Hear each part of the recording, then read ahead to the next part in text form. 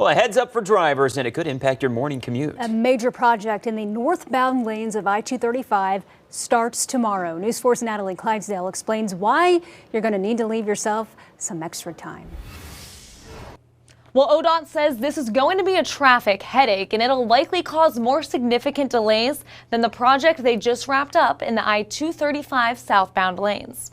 Be prepared for significant delays. Be prepared for major backups. A warning from the Oklahoma Department of Transportation. Whether you're trying to travel on I-235 or not, you're probably going to see some delays from it. The project zeroes in on the Dallas Junction, which is I-235 and I-40. Crews spent the last month and a half working on the southbound lanes of I-235, and on Tuesday, work starts on the northbound lanes. We are anticipating the northbound I-235 project to have a bigger impact on traffic. Crews will be doing rehabilitation work to the bridge's joints. Now, there's nothing wrong with the bridges, but if we can rehabilitate them and extend their life cycle, that's obviously something we want to do. ODOT says starting at 8 o'clock Tuesday night through 6 a.m. Wednesday morning, northbound I-35, I-235 will be narrowed to 2 lanes between Southeast 15th and Lincoln Boulevard. Here's a look at what off-ramps will be closed.